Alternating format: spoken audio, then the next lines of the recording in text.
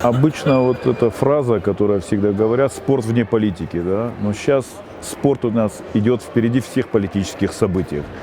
Вот это важное событие, которое, ну, все это понятно, конечно, проделки Соединенных Штатов, да, они пытаются Россию отодвинуть на задний план. Мое отношение к этому очень негативное, потому что вот такими грязными методами пытаться перевести все это на спортивное русло и объявить, что якобы наши российские спортсмены употребляют допинг, но нет никакой доказательной базы.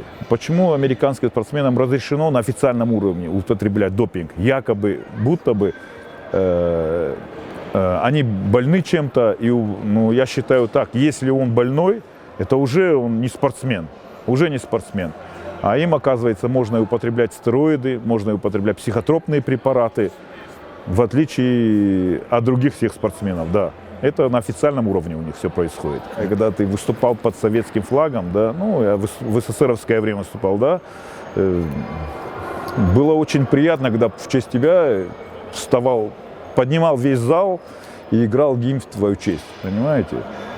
Это очень дорогого стоит. Конечно, главный старт четырехлетия для каждого спортсмена – это Олимпийские игры. И где-то мнение двоякое, понимаете? И, может быть, для кого-то это последний старт, для кого-то это первый старт.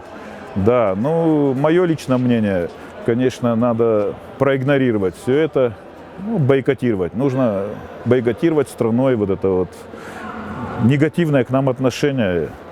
Надо им доказать, что мы сильная страна.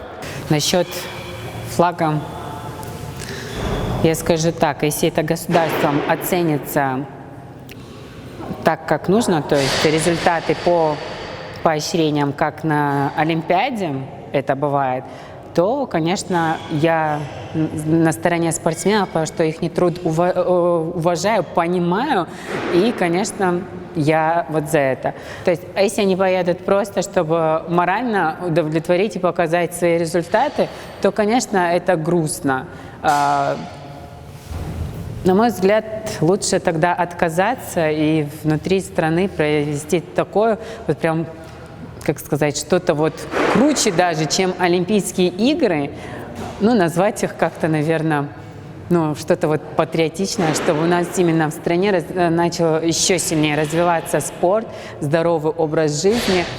Если ехать, конечно, это обидно, что не будет страна представлена, но если наше государство поймет и с пониманием отнесется, что это из-за этого, и поощрить наших спортсменов, которые будут первыми, вторыми, третьими, то есть на таком же уровне, как это бывало всегда, тогда, конечно, да. Большинство людей, которые действительно понимают что-то в спорте и вообще во всех этих махинациях, так называемых, я не могу понять, как может быть человек невиновный, 4 или 8 лет тому назад, проверяя его десятки раз и через 8-10 лет сделать виноватым и определить, что в организме этого человека нашли что-то. Тогда можно будет еще через 100 лет поднять что-то другое, еще более это будет. В воде, которую мы пьем сегодня, очень много химических элементов,